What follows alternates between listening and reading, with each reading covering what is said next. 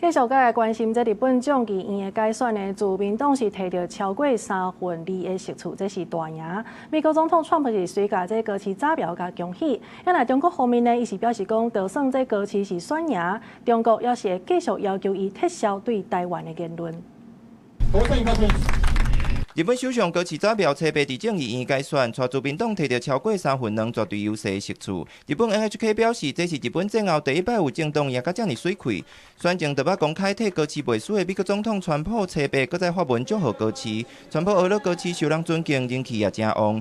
认为高市这件提早改选众议院是大胆搁有智慧的决定，而且嘛得到真大的回报。川普强调，真荣幸会当替高市背书。美国财政部长贝辛德初白受访的时嘛肯定高市的领导能力，未来美日同盟会更加坚定。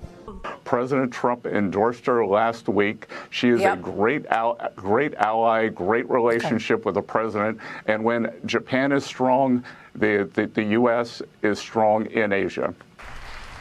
高市早苗初白深夜伫 X 平台用日文甲英文发文感谢美国总统川普选前的背书小田，期待今年春天访问北京，进一步加强日美同盟。高市早苗按算3月19访美，受高市早苗胜选激励，日经225指数找到开盘，一度逼超过3000点，指数冲到57000点整数大关，中幅超过5%。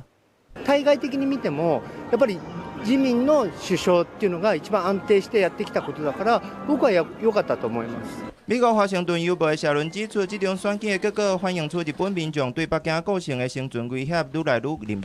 若高市早苗的胜选对美国来讲是好消息，若高市的竞选公领有通过，日本就会使担搁较侪对抗中国的安全责任。不过，中共官方媒体《环球时报》前总编辑欧锡进伫社群平台发文表示，就算高市早苗赢甲水气，也未改变中国要求伊撤回对台错误言论的立场，也未是甲中国交涉的条件。记者综合报道。